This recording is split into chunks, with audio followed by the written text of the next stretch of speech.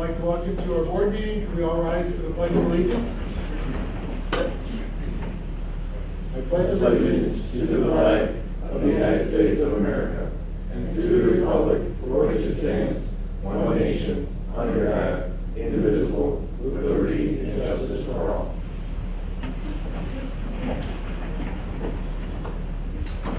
Committee, will you call the roll? Trustee Messick? Here. Trustee Rocco? Here. Trustee Sheehan? Here. Trustee Casera? Here. Trustee Lautner? Here. Trustee Zora? Here. President DeCipio? Here. Quorum is present, sir. Thank you, Amanda. Next on our agenda is a presentation by Mr. Advil, Gary. I heard his presentation at the Little League meeting, and you guys are in for a surprise. Gary, it's all yours. Thank you. Use your table. If you leave the water bottle.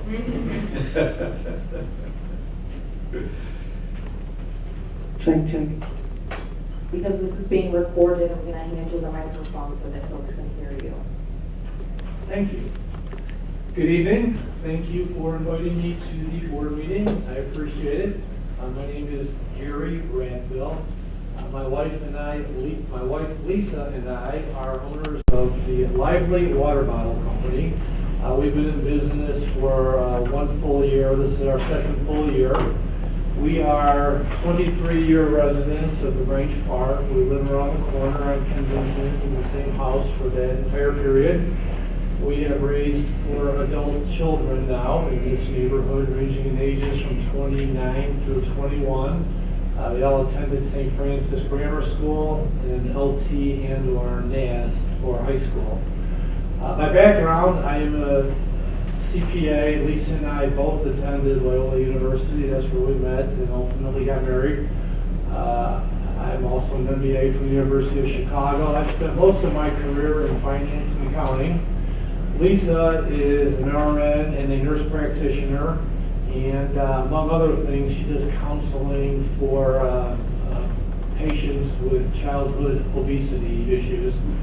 We both were athletes in college, and combined with Lisa's health background, we care a lot about health and hydration, which is one of the reasons that we decided to start this business. A couple of other things that we care a lot about that motivated us to start the business is we care about art and creativity and the environment. One of the things that we realized in starting the business is that about 95% of water bottles in the world are either disposable water bottles, which often end up in landfills, or made in China, which are, of course, transported halfway across the world, which is bad for the carbon footprint. Additionally, by exporting or bringing water bottles in from China, we're of course exporting manufacturing jobs to China to make them. So we started a business that is entirely local. Our entire supply chain is in the Chicago area within 30 minutes of here.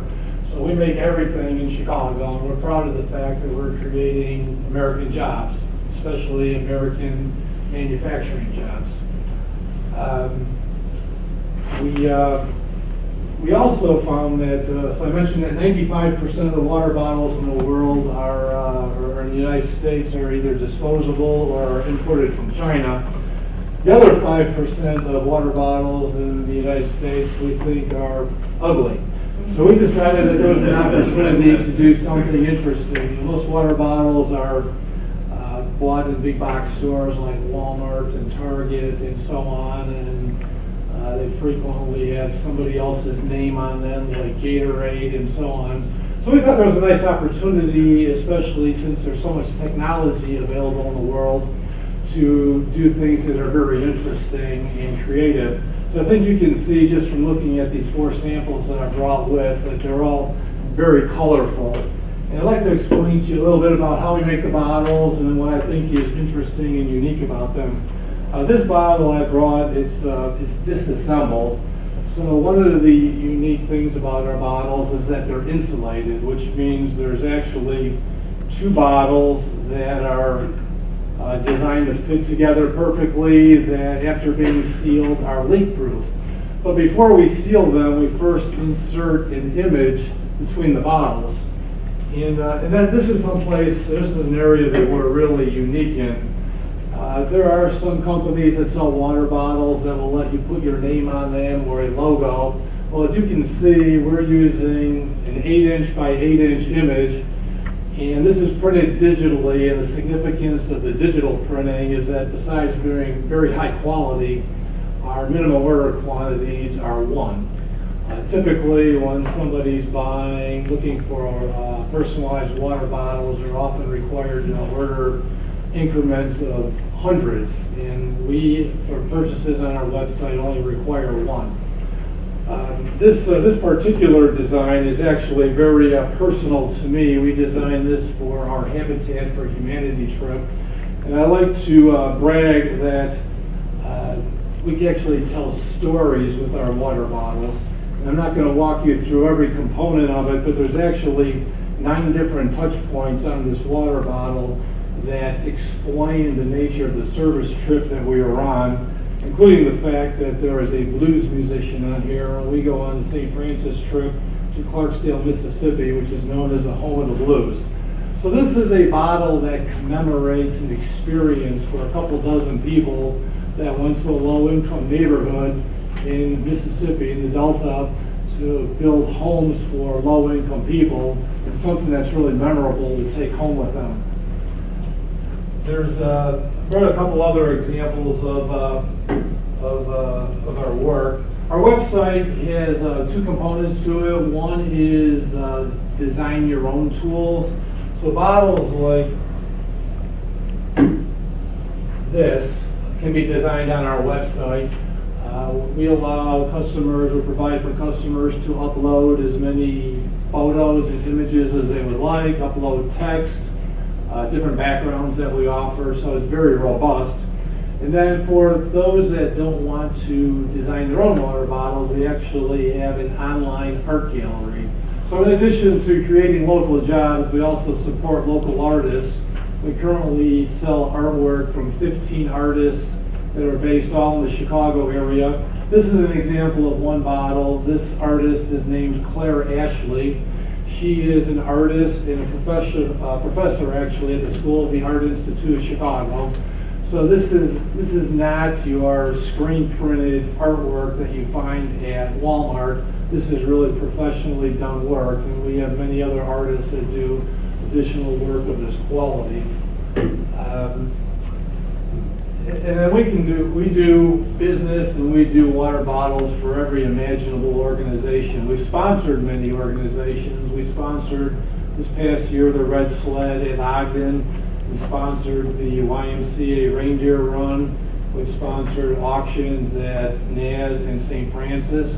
And those are the local type of things that we do. And then we've done some pretty significant metropolitan area sponsorships. We were sponsors of the 107th Race to Mackinac, which for sailing fans is the biggest freshwater sailing race in the world. And the significance of that sponsorship is that the sailing industry really has adopted sustainability as one of its missions. They are the people that are on the lakes and the oceans that see firsthand all of the floating debris in those bodies of water. So they liked us because we also have a sustainability message. Our bottles are reusable and we're local. So they love that relationship. Another big event that we sponsored last year was the Columbia College Urban Arts Festival. Another indication of our support for the local artists in Chicago. And then in terms of local organizations that we work with, our customers include individuals that want to have a fashion statement and buy one water bottle, or we do a lot of teams. We've done Lively Arts Dance Academy, no relation to Lively Water Bottle, but they had 50 kids going to a dance competition, and they wanted to have their names on the water bottles because they didn't want them to all get mixed up. We do baseball teams, soccer teams, volleyball teams, Lions juniors. This is a pretty interesting bottle that we designed for a band group at LT. You can appreciate that the pink is a very attractive and distinctive color.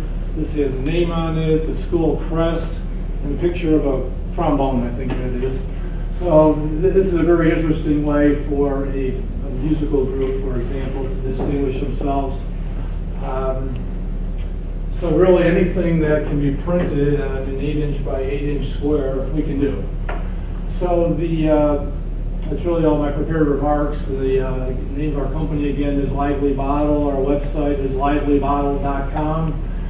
My email address is gary@livelybottle.com. Any recommendations or referrals that might be available from the board or anybody in the village, we would welcome and appreciate. And we're a young, family-owned business, and we follow up on everything personally. We take very seriously our customer service capabilities. One of the reasons I asked Gary to join us tonight was to verify what you just stated. And he is from Grange Park, his family, and we've always concerned about products coming from outside our country, and hopefully that we do more businesses with companies inside the United States. Not only that, but he's a local 30 minutes from where we live that's being manufactured. Very supportive of groups, but he's a resident we should know, and he's got a company that we should seriously take and pass on to our friends and hopefully generate some business with these lovely water bottles. And it's environmentally sound, which sustainability, Mr. Rocco, Trustee Rocco, is a good thing, and we've always encouraged that. Absolutely. So any board members have any comments? Trustee Rocco? Thank you, Mr. President. Congratulations, first on a very exciting product. It's great to see someone from our own community pursue something like this. My question is, and not to be funny about it, have you contacted Shark Tank? We have not. We're not quite ready for Shark Tank yet. Yet? It's a great thought. Thanks for the idea. We have thought about it, and we're doing as much networking as we can, and it's a fun show to watch, and it would be a nice place to be. Good. Gary, the design is such that loop is for holding or for clips or anything. Well, that's a good point. We designed the bottle specifically to fit in a bike cage, which was water bottles come in every size and shape, and there's an infinite number of things design ideas that you can have. So what was very important to me is that it would fit in a bike cage. So not only are the dimensions appropriate for a bike cage, but it's hard to tell, but there's an indentation in here that's very similar to the squeeze bottles that are typically found in bike cages. And then the lid, Make something up. a carabiner, which is fine, so it can be clipped on anything. It fits in a backpack, spin cycling cage, car cup holder. I like the idea that you can take the product from vehicle to the gym to wherever and not have one that fits in one size holder and not in another and so on. Being that it's insulated, it keeps cold drinks cold longer.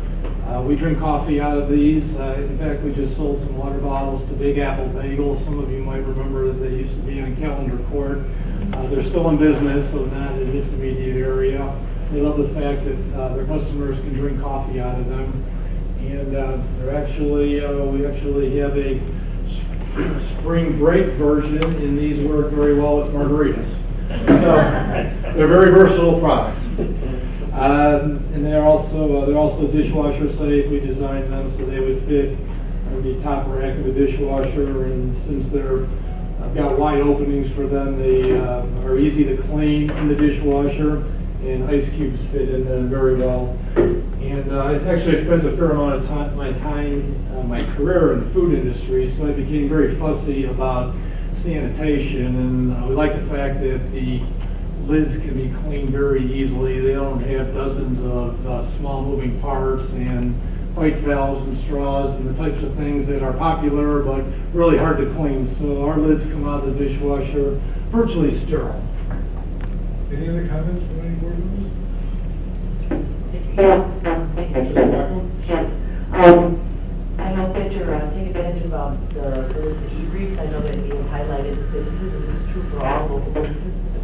that. But if you wanted to do something to highlight your business with the Village e-breeze, take advantage of it. Great, thank you. Gary, thank you. Good luck to you and your family and your business, and look forward to seeing the product out there.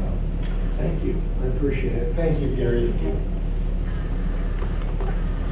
Okay, one addition I have made is we have I've asked Chris to join us, our lobbyist, and give a 5-minute presentation on what's happening, what's going on, and if we should be concerned at all as a local government. Chris?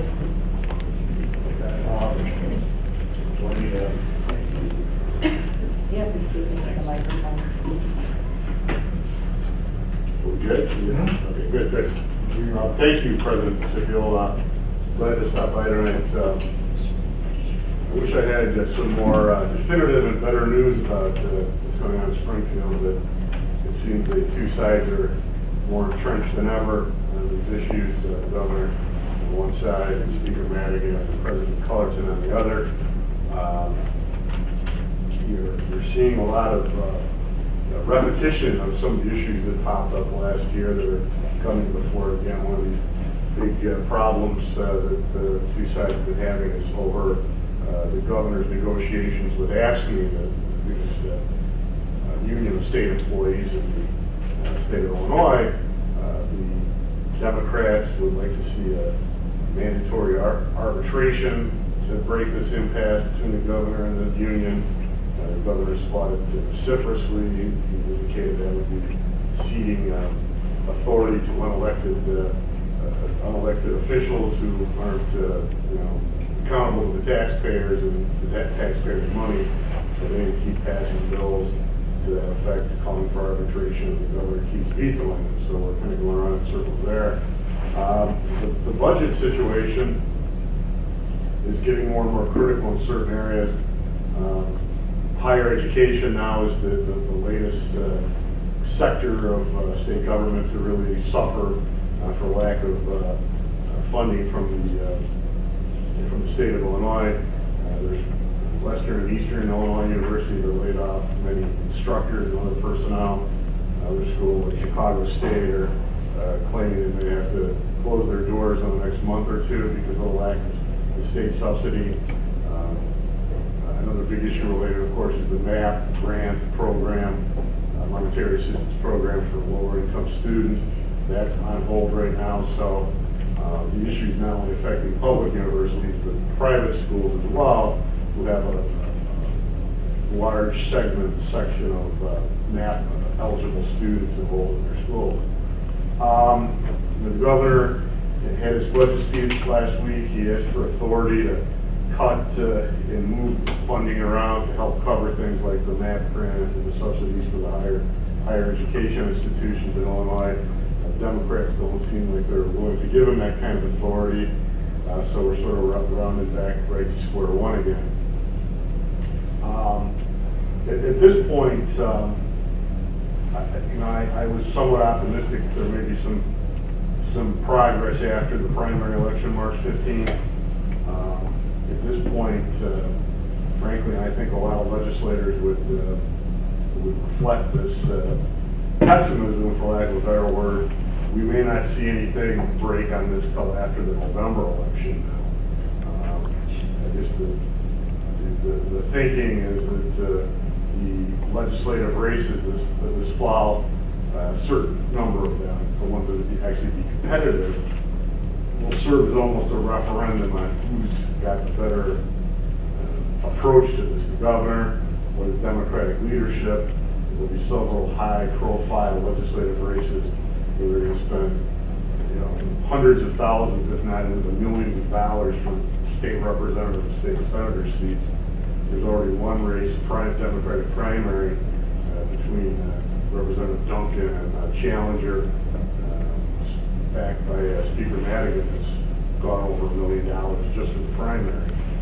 A lot of folks are putting a lot of money in, the governors, people, and then of course the Speaker and the Senate President as well have their resources. So it's going to be a kind of a knockdown drag out for the next 7-8 months. And perhaps at the end of the election in November, there'll be a little clearer picture as to where things might go. So again, You know, just to reiterate, so far so good. We're still getting our distributions of the local government distributive fund, the LGDF. Money like MFT funds are flowing again. There was some interruptions last year, 911 money. That's back moving forward to local municipalities. But of course, things could change again, depending. So, you know, I think, as I said, municipalities will probably be able to hang on through the final decision, such as it will be on this budget issue. But the rest of it, I don't think we're going to see a comprehensive solution until towards the end of the year. Any board members have any questions? I do, Chris. Our legislative drive down. Since nothing's happening, nothing's working, what can we expect when we go down there? Just a meet and greet type of situation? Is there, what can we expect now that it's in Well, place for such a long time? No, and I think it's important to, you know, to maintain a presence with our legislators. We have a rotation of 5 different legislators: Representative Welch, Representative Zaleski, Representative Ford, Senators Lightford and Randick. And reiterate these points that, you know, municipalities cannot afford to have a cut in LGDF. You know, it's already been cut from where it was supposed to be, at 10% originally, down to 8.5%, give or take, since from when it was first established 45 years ago. It's unfortunate that the collective memory in Springfield has sort of faded away. There's very few people who were, you know, down there then that even remember that was the whole point of the LGDF in terms of the, you know, establishing the state's first state income tax that was part of the mix. Again, we have other funds, MFT, 911, corporate personal property replacement tax. I'm missing anything. You know, the use tax, these items that, you know, we're getting right now, but could be imperiled if a budget deal comes together under the radar. I think it's really important to emphasize those issues with our state legislators. That, you know, we understand the state's in a bad spot. We understand that everybody has to sacrifice. We've already sacrificed. We didn't get any of the part of the income tax surcharge when it was on the books for 3 years or 4 years. You know, we didn't get 10% of that. So we've already, you know, put our blood in the pot, so to speak, and we can't really afford any more. So I think that's the big message. One item to add. Mr. President, Yes, a Julie. couple of elements that we want to make sure that we communicate with our legislators when we go to the drive down is to continue to encourage the legislators to think about ways to release certain grant funds, particularly the 2 grants that impact our community. One would be the OSLOD grants, which would be improvements for Memorial Park. That project has been put on hold mid-construction. And they have certain improvements planned for Memorial Park. And the other would be the IGIG grant, which is the Illinois Green Infrastructure Grant that supports our downspout disconnection program. Neither of those grant programs are paid through general fund dollars through the state. So we would like to continue to encourage our legislators to think about ways that they could release those funds to communities, particularly when they were paused after implementation of the grant programs. I just wanted to add that. Trustee Laudner? There's a lot of money on the table still. We need it. Thank you, Mr. President. We had the opportunity to attend the WCMC Breakfast Saturday with Chris and our Director Julia. And, you know, maybe you could comment on a piece of information that was, I think, shared with the audience, that at least from this point, the 2017 go-forward budget put forward by the governor does not include any decrease in the LGF funds. So it appeared that there was a commitment in maintaining that LGDF distribution to the municipalities. Maybe you could comment on that and confirm. That's a very good point, Trustee Lauder, but still need to remain diligent, because in the past, he's talked about cutting it 50%. Yeah. I'd like to think that he's reformed his errant ways on that issue, and his budget does include full funding, but it always concerns me when I talk to legislators of both parties. Yeah. And this has been an issue that's been going on for 5 years now, but invariably we'll run, and I won't name any names, say, oh, yeah, you guys are gonna have to take a little, shave and a haircut on the LGDF, and it's like, no, we can't. We've already taken a shave and a haircut. We didn't get our fair share under the income tax surcharge, no more. It's $1.50 below what it should be anyway because of issues. So, yeah, the governor, I think, has become a little more cognizant of the challenges of local communities and municipalities from where he was a year ago. We were all, I think, swimming in piles of cash, and, had these ridiculously high reserves and all these other things. I don't know what towns he was talking about, but, maybe up on the North Shore somewhere, but the rest of us are making do with quite a bit less than I think he perceived that a lot of towns and school districts were. So to his credit, I think he's softened his tone a little bit in that area, and I think that to the credit of folks here at Grange Park, trustees and President DeCipio and Julia have talked to our legislators and the governor's people about that. So, again, something we still have to keep our eyes and ears open for. Thank you, Mr. Trustee President. Rocco, go ahead. Thank you, Mr. President. I think if it seems like, I don't know if we got it from where we got the report, but it was talking about Plan A versus Plan B, and that in Plan A, it was clear that the LGDF funds were not going to be affected, but Plan B, there was still room open for interpretation, that it wasn't stating that he wasn't going to necessarily dip into the LGDF funds. So it was really the two different plan budgets. Yeah, no, Plan A yeah, was... it's still on the table in a lot of ways. Yeah. I mean, again, no disrespect to the governor, but Plan A, Plan B, any of his plans at this point, I don't think are going to happen. Could be wrong, but again, I don't think it's going to be till the end of the year before we have a real definitive, or if any, indication of which way we'd go on a budget. Frankly, not to point fingers at the governor, Democratic officials, including Governor Quinn, often talked about cutting the LGDF. So it's not just a party issue, whether Governor Rauner versus the Democrats protecting us. There's all kinds of different dynamics at play here. And, again, it's something we really have to be diligent about. The next slide, suddenly they decide, well, this department or that department's taking a cut. The municipalities could lose another point or 1.5 or 2 points off the LGDF, and it won't bother them. Mm-hmm.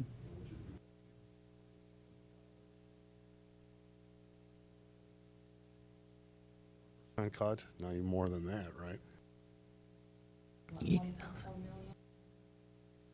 $150,000. That's a lot of money for anybody, including a urban community. So,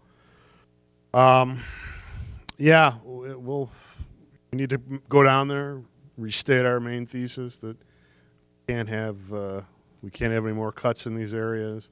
We need to get our funding on time, promptly every month. We can't have these big gaps like occurred last year in many of these funds.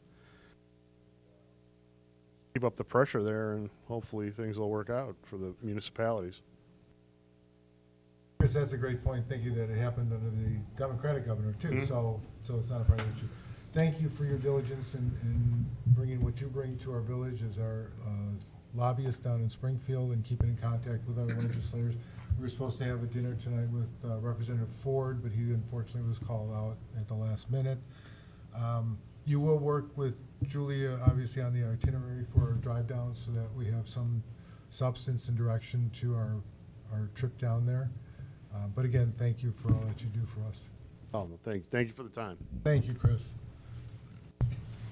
Okay, moving on, public participation. Agenda-related items only. If anyone would care to address the board, seeing none, let's move on. Consent agenda, Amanda? The items on the consent agenda are as follows. A, approval of minutes, Village Board meeting, January 26, 2016. Work session meeting, February 9th, 2016. B, action purchase of 2016 Ford Utility Police Interceptor all-wheel drive. Motion to purchase one 2016 Ford Utility Police Interceptor AWD vehicle through the Suburban Purchasing Cooperative Program from Joe Rizza Ford in a not-to-exceed amount of $30,000 to be expensed to the FY 2016 Capital Projects Fund. C, motion to authorize the president and chairperson of the Finance Committee to sign the register for bills and authorize the treasurer and village clerk to sign checks in the payment of operating bills and salaries as itemized in the check registers. D, action motion to authorize the village treasurer and village clerk to sign checks in the payment of payroll and other bills that become due between this date and March 22nd, 2016, with subsequent approval of the payroll register and voucher register by the Board of Trustees at its regular meeting to be held on March 22nd, 2016. I'll entertain a motion to approve the consent agenda as presented. So moved. Second. Motion and a second. Amanda, call the roll. Trustee Messick? Yes. Trustee Rocco? Yes. Trustee Sheehan? Yes. Trustee Casera? Yes. Trustee Lautner? Yes. Trustee Zora? Yes. Motion passes unanimously. Thank you, Amanda. Our next on our agenda is our village manager report. Julia? Thank you, Mr. President. I have just two items to report. The first item is regarding our cable channel, which appears on Channel 6 on Comcast and Channel 99 on AT&T U-verse. While we are recording tonight's meeting, it is just that, a recording and not a broadcast. The outage that we experienced at Village Hall on Friday caused some damage to our broadcast equipment, and as such, we had to send that equipment out for repair, and we will get it back as soon as we can so that we are able to broadcast our March 8th work session, where we will have a presentation by our consulting group, SB Friedman, on the results of the TIF feasibility study. And I also wanted to provide another important update on another project. We were recently asked to, staff was to confirm the date by which the village board comes back to discuss the results of data gathered on the parking issue out on the 1000 block of Newberry. So that data continues to be collected, and we will put the data together and put together a report for the board, and we will bring that back at the March board meeting. So that would be March 22nd. And that concludes my report. Thank you. Thank you, Julia. Okay, Administration Committee, Trustee Lautner? Thank you, Mr. President. This evening I have several items to report on.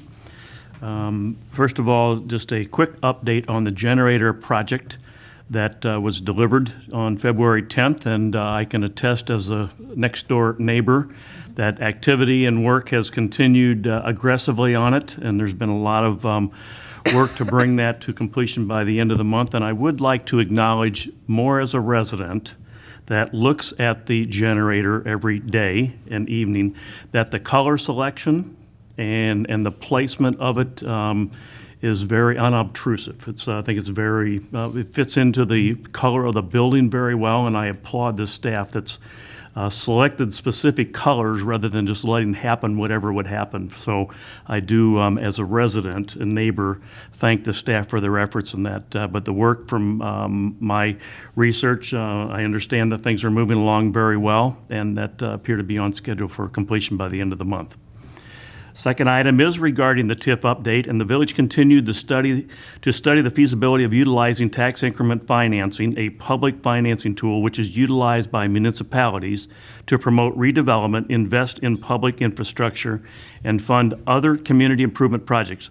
Over the last few months, various village staff members provided information to SB Friedman, the village's development advisors, that is, in its efforts to evaluate 5 areas within our community for potential redevelopment.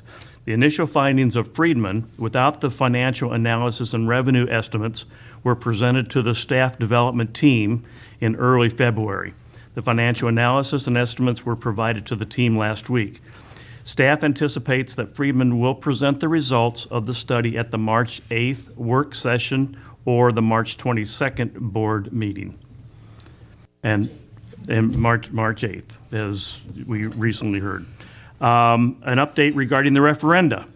Approximately 25 residents attended the second town hall meeting held on February 10th at our village hall.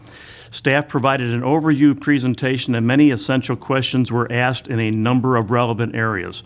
LTTV videotaped the session and was edited for general release. The session was also broadcast live, unedited.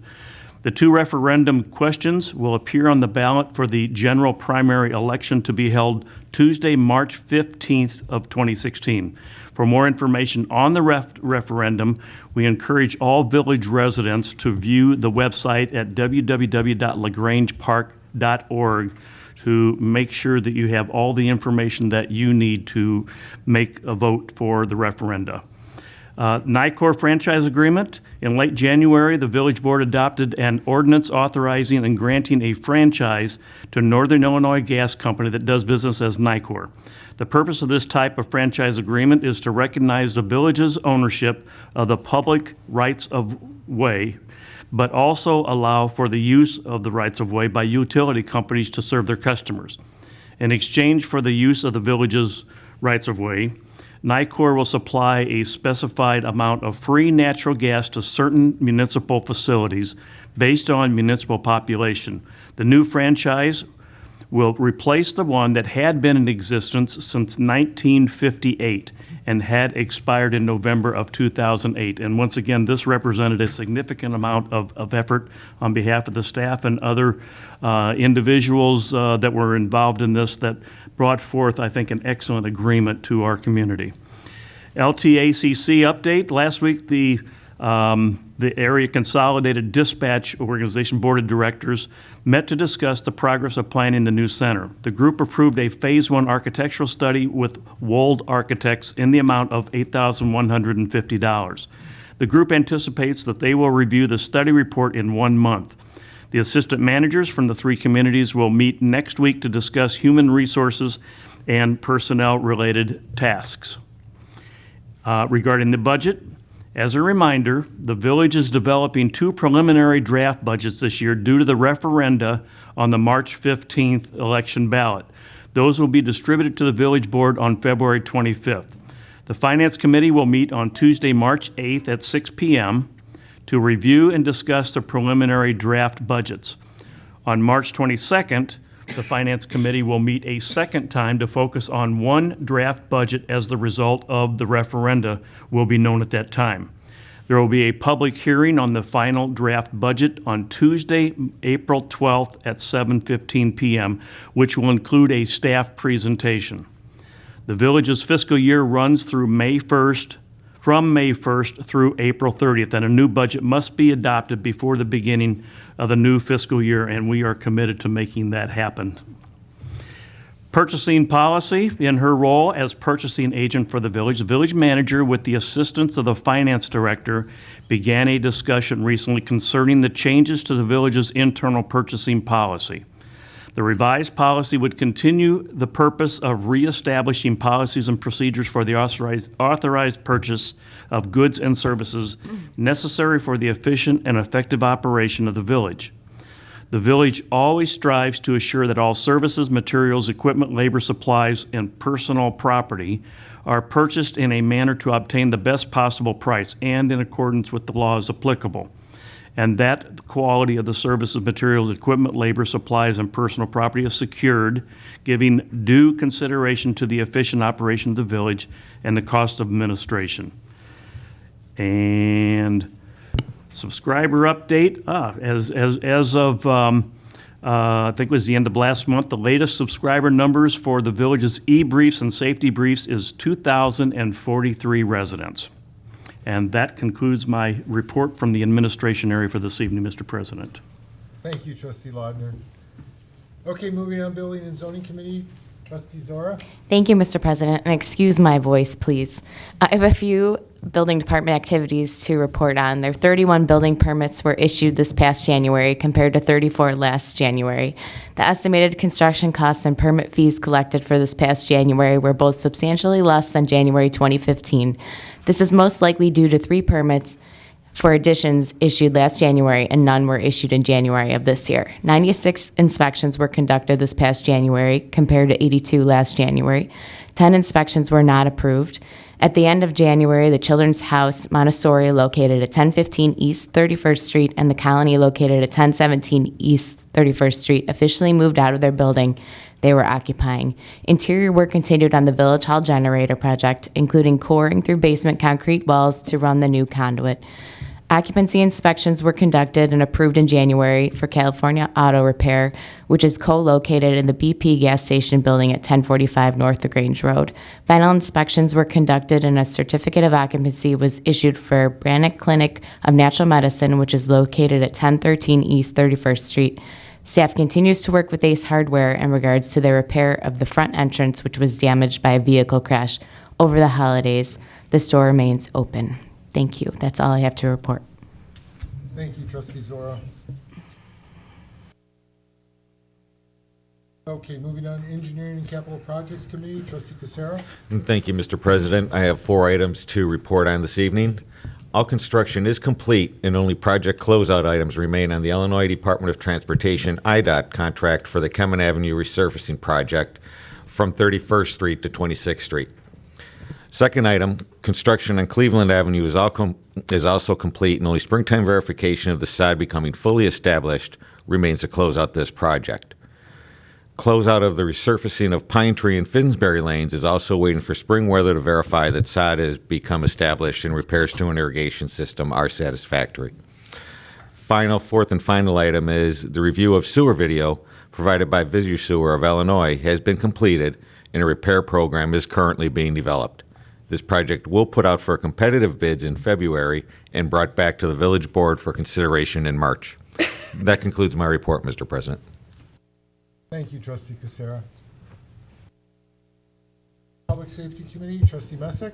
Thank you, Mr. President. I am going to flip-flop to fire first so we can cover our action item in order. EMS responses for this month were 138. There were 155 in January of last year. Fire rescue incidents this month, 39, as opposed to 47 last year at the same time. A final fire alarm test and occupancy inspection were conducted for the new Brannick Clinic of Natural Medicine located at 1013 East 31st Street. Following many years of service, firefighter-paramedic Sue Breen resigned from her full-time position with PSSI during the month to take on a new job. She will remain as a paid on-call firefighter-paramedic with the village, and we wish her well and thank her for her service. A new passenger door was installed on the Village Hall building at the rear of Fire Station 1, which will be painted at a later date. The previous door was not securing properly and in need of replacement. 2 applications for the 2015 FEMA Assistance to Firefighters Grant Program were submitted this month. Is that to be 2016 or? Oh, it's 2015 grant, just checking. During the month, personnel attended training at the Lehigh, Hanson, Quarry, and McCook to familiarize area emergency services personnel with the site and some new operations taking place there. On January 11th at 5:02 p.m., firefighters responded to a report of a dryer and a fire in home at 1500 block of Beach. Upon arrival, firefighters found smoke coming from the dryer due to an overheated motor. And that was just a few of the incidents. Now on to police activities. Overall police activity during the month of January increased by 5%, with 500 total incidents reported compared to 479 during 2015. Traffic enforcement increased by 30% for the month, with 557 total citations written compared to 427 during the same period in 2015. Coffee with an Officer in Charge Fran Morocco, will be held on Thursday, this Thursday the 25th, starting at 6:30 p.m. right here in the boardroom. And the police department personnel have been involved with various trainings during the month of January: Megget simulation, scenario-based involving domestic situations, traffic stops, unknown problems, also active shooter scenarios, in coordination with 6 local police departments held at the Loyola Medical Center in Maywood, and roll call videos, verbal judo, responding to people with medical conditions, best practices for law enforcement, i.e. Alzheimer's disease, etc., and managing force escalations. Additionally, record staff attended a program for front desk service, crisis, and security held at the College DuPage, and that is the monthly report. Now on to the action item, which is the intergovernmental agreement between Riverside Brookfield High School and the police department. And the purpose is to execute an intergovernmental agreement between the Village of LaGrange Park and Riverside Brookfield Township High School District 208 regarding reciprocal reporting. The Riverside Brookfield Township High School District Superintendent and the Chiefs of Police from the villages of LaGrange Park, Riverside, Brookfield, and North Riverside believe that by establishing a reciprocal reporting between all entities identified, it will promote safety, security, and order for the staff, school district students, and the local community. This is recommended by staff, so I'd like to make a motion authorizing the village president to execute an intergovernmental agreement between the Village of LaGrange Park and Riverside Brookfield Township High School District 208 regarding reciprocal reporting. We have a motion. Do I have a second? Second. Trustee Messick? I do support this. I said we've looked over. We had a good discussion, and it is something that is good to be discussed in front of the community. It could sound problematic, like we would be violating perhaps the privacy of a student. The chief has. We had a good discussion at the work session. The chief has said that that's not the case. It said the superintendent or his designate and the chief of police or his designate are authorized and for appropriate benefit and safety of school district students and staff. So it's not, it's pointing where there may be at risk to the community or to the students, and maybe the chief could explain a little better. I think exactly what you touched upon, Trustee Messick, is that the basis of this agreement, and it's already been established with 2 other villages already to this point, is an ongoing agreement that has been in the past with Riverside Brookfield. It's for us to cooperate in reciprocation for criminal or other type of activity that can get out to the public or the community at large. It's also in reverse for something for their intel so that they can control better any type of issues with internal wise at the high school, so that going back and forth, we keep an open line to make everybody safe, and that's what it's for. Excellent, thank you. And just to mention, it can be terminated by either party with 30 days notice. So if we did see any problems, it's not endless item, and it complies with all laws. So I said in that end, I support it. I understand LT has one, or LaGrange has one with LT. So this is not an uncommon occurrence, and it's to help the communication. So I support this. Thank you, Trustee Messick. Trustee Rocco? Thank you, Mr. President. Yes, as you know, I was the one who pulled it off the consent agenda at the work session. My concern was that I knew that the state legislature had contemplated how the school, through the school code, how the school board will handle the records, student records, and the Juvenile Court Act covers how law enforcement agencies handle the records. My concern was they've contemplated, the Illinois legislature had contemplated both sides, and it seemed like it would be up to them to provide for that cross communication, and that us taking on the role of creating this resolution, would we be overstepping lines, and that's something that would be left to the state legislature. That was my concern.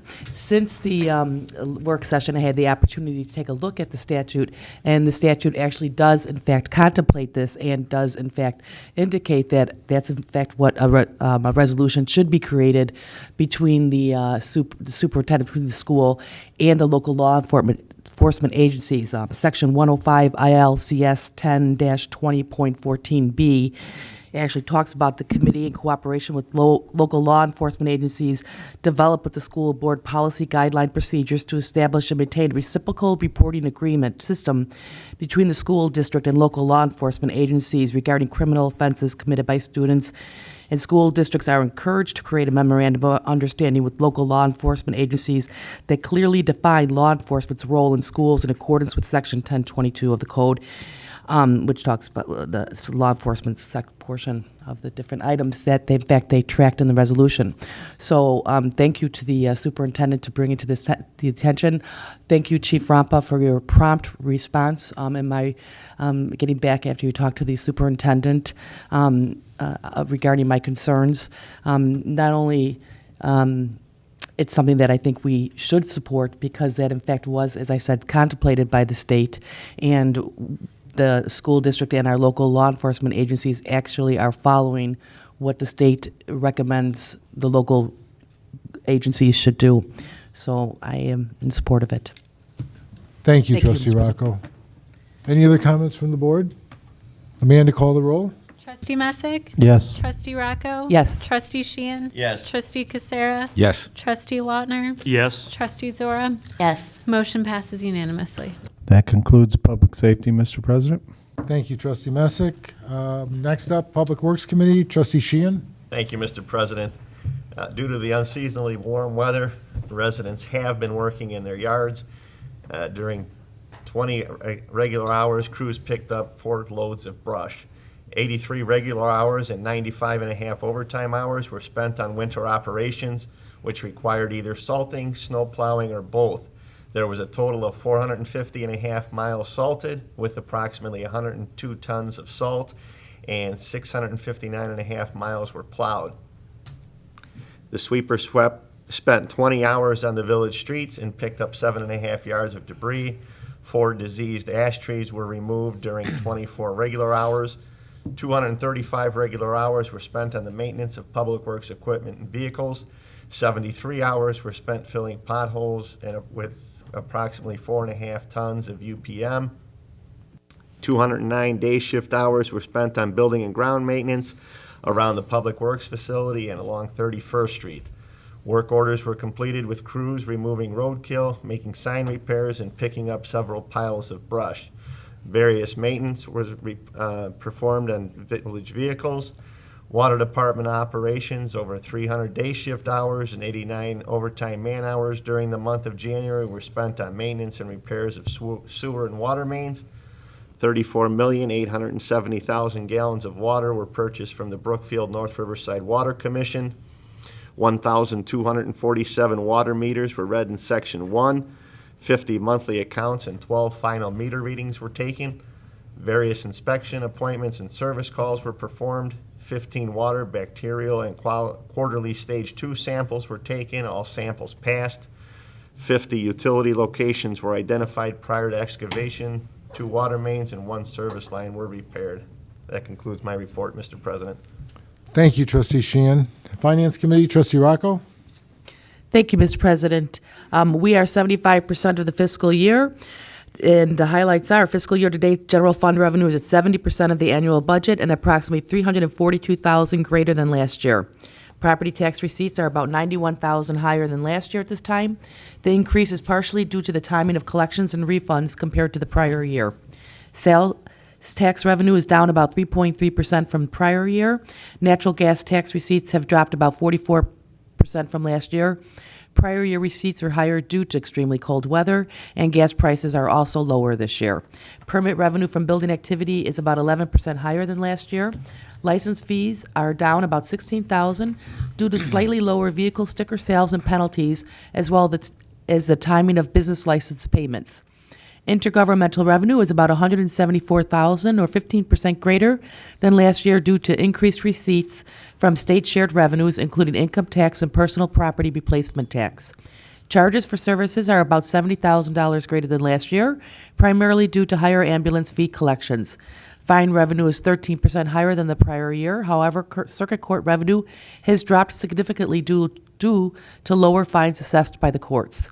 Miscellaneous revenue is about $41,000 higher than last year and includes the collection of payments in lieu of taxes from prior years and increased reimbursements for damage to village property. Total general revenue fund expenditures are within expectations at 67% of the annual budget and about $1.07 million lower than last year.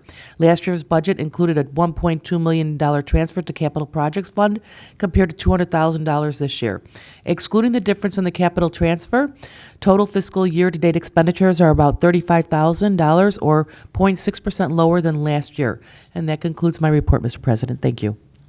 Thank you, Trustee Rocco. Okay, moving on to other reports. Village Clerk? I have one item to report. The first official day of early voting for the March 15th elections is February 29th. The two closest locations for early voting is Hodgkins Village Hall and the Maywood Courthouse. And that is all I have to report. Village Treasurer? No report, Mr. President. Village Engineer? No report, Mr. President. Our Village Attorney? I have no report, Mr. President. Motion to approve committee and collectors' reports as presented. So moved. Second. All those in favor? Aye. Okay, I have a couple items. The first one is a proclamation. I had the privilege, and I want to thank Deanne, our executive secretary, for putting this proclamation together. But I had the privilege of presenting this to Mr. Johnson at Plymouth Place. And I walk in, and he's sitting down with a birthday cap on, and there were quite a few people there, and I went up to him and introduced myself, and I says, "So, Mr. Johnson, how are you feeling on your birthday?" And he says, "Well, Jim, I got to tell you, I'm a little tired. It took me 100 years to get here." So he's still spunky. God bless him. I hope we all reach that point in our life. So let me just read this proclamation honoring the 100th birthday of Mr. Harry Johnson. Whereas the longevity of life is a blessing to an individual and to a community by providing an opportunity for an investment of knowledge, creativity, and experience for all. And whereas Harry Johnson was born on February 15th, 1916, and is now celebrating his 100th birthday. Whereas Harry's family immigrated from Sweden to Western Springs, where he attended Lyons Township High School. And whereas Harry's father was an integral figure in the development of Western Springs, excavating many basements and grading all of the streets, including the street named after his family, Johnson Avenue. And whereas Harry at an early age developed a strong work ethic from working as a pinboy at the Village Club bowling alley to delivering eggs and to mowing lawns. Whereas Harry honorably served in the United States Navy during World War II. And whereas Harry developed a career working with sheet metal and installing furnaces, he retired from International Harvester in 1981. Whereas Harry Johnson moved into Plymouth Place in 1980 and has been a beloved member of that community since his arrival. Now therefore be proclaimed that the village would like to honor Harry Johnson on February 15, 2016, on this monumentous birthday. He was very appreciative of the fact, and his family was there, and it was a great event, and kudos to Mr. Johnson. Moving on, I want to thank the board members that went to the West Central Municipal Conference and represented our village. I want to thank Chief Magus and his department. We, a couple of us, Trustee Lautner and Trustee Zora, attended the firefighters' annual dinner. It was a great time. What a great group, and it was nice to be invited to that, Chief. Thank you. Brendan, good luck tonight. Getting your crew ready. I guess we're expecting a great snowfall tomorrow, so we're proud every time we have one because we have the best looking streets. And finally, I would just like to make a personal comment. I would like to we're so blessed to have the leadership that we have from Julie and Emily and down and to our department heads and Mr. Flood, our engineer. But I want to, and Larry for our wonderful finance directorship. But I need to just make mention of our police and fire department. Chief Magus, you and your department and the respondents, and our chief of police. It overwhelms me to know personally what a great department we have, both fire and police departments that respond to our community on emergencies on a daily basis. But we as board members never really get to feel it personally in the efforts that are being made, and the personal touches and the professionalism, and it was just an experience. I would just want to thank you both and your departments and those respondents for treating our village the way that you all do, and we're so blessed to have you guys a part of our community. Chief Rompa and Chief Magos, thank you. And please extend that to those that were respondents. I don't have anything else, any new business? Motion to move into executive session? Oh, wait, excuse me. Any comments from the public on non-agenda related items? Seeing none, motion to move into executive session. I move that we enter executive session for the purpose of discussing pending litigation according to 5 ILCS 120/2C11, not to return to open session until our next scheduled meeting on March 8th. Amanda, we have a motion?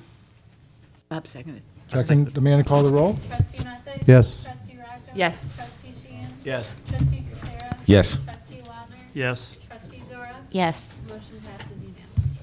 We will move into executive session.